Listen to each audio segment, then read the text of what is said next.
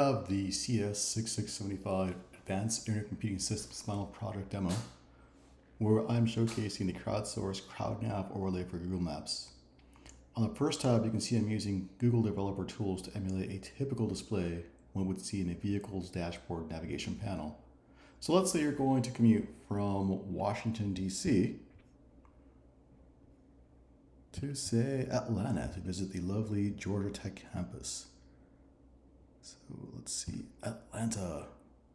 And along the way, you see people saying, hey, for some reason, this route should only be commuted by motorcycles. You don't necessarily agree with that, so you decide to go ahead and downvote that. And you say, you know what? I say this route should be 4x4 only. You go ahead and click on 4x4, and you can quickly see, yes, 203 people agree the route from Washington, D.C. to Atlanta should be done by 4x4s only. Along the route, you notice it's starting to snow, so you decide to report additional information saying, I think it might be snowing.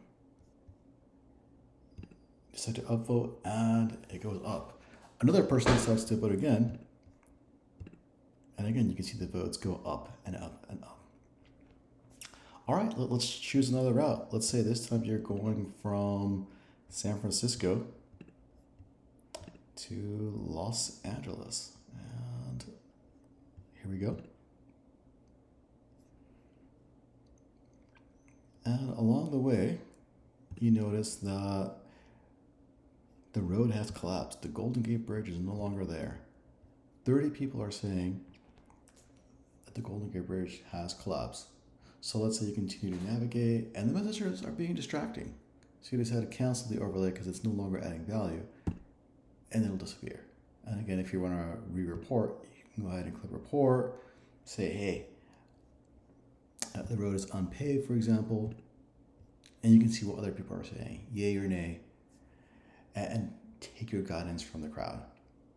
If I can quickly bring your attention to the next tab, on the back end, this is all powered by DynamoDB, running a local DynamoDB cluster, and you can see that whatever is being written is actually being stored on our NoSQL key value store database. So say, for example, the overlays where we're saying 4x4 or snow or collapsed road or motorcycle only are all being updated as things are being written. Lastly, I wanted to show you how we use Artillery.js to run some performance tests.